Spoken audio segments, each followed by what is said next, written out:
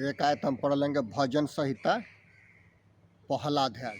धर्मी और दुष्ट मनुष्य, क्या ही धन्य है वो पुरुष जो दुष्टों की युक्ति पर नहीं चलता, न पापियों के मार्ग में खड़ा होता है, न ठाठा करने वालों की मंडली में बैठता है।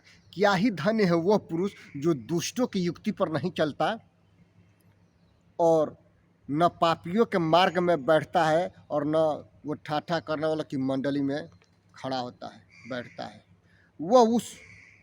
वह तो यहोवा की व्यवस्था से प्रसन्न रहता। कौन?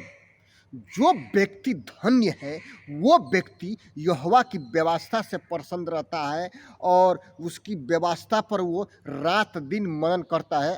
परमेश्वर का व्यवस्था परमेश्वर का वचन है, वो बाइबल को मनन करता है वो व्यक्ति। कौन व्यक्ति? धन्य व्यक्ति। धन्य व्यक्ति हर वक्त अपने बच्चों से प्रेम और मुलाकात करते हैं।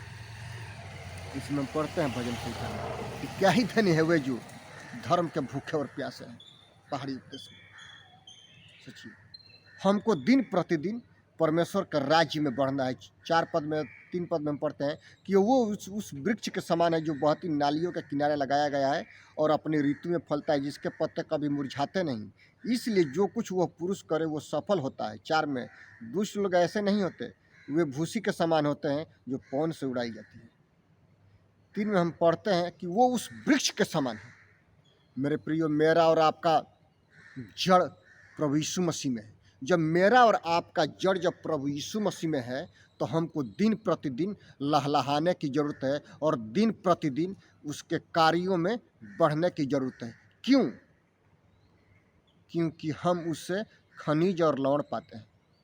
जो वृक्ष नदी के तीर पर लगा हुआ है, वो नदी के पास में है, वो कभी भी मुरझा नहीं सकता है, वो हरा भरा ही रहता है। उसी प्रकार से मैं और आप जब परमेश्वर के चरणों में रहते हैं, जब परमेश्वर से सीखते हैं तो हम हरा भरा रहते हैं। और ये नहीं सोचना है कि उस पर वो तंगी है, वो मुसीबत है, तो वो बड़ी कष्ट में है, शायद परमेश्वर उसको छोड़ दिया है। नहीं, कष्ट उस पर आता है जिसका जड़ यीशु मसीह में गहराई में जाता है। शैतान उसको तंग करता है जो यीशु मसीह के समीप होता है। शैतान उसको तंग नहीं करता जो यीशु के दूर रहते हैं। मेरे प्रियो, शैतान उसको तंग करता है जो यीशु के करीब रहते हैं।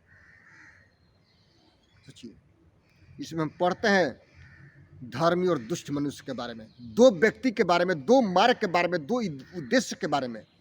धर्मी का उद्देश्य है स्वर्ग के राज्य में पहुंचना।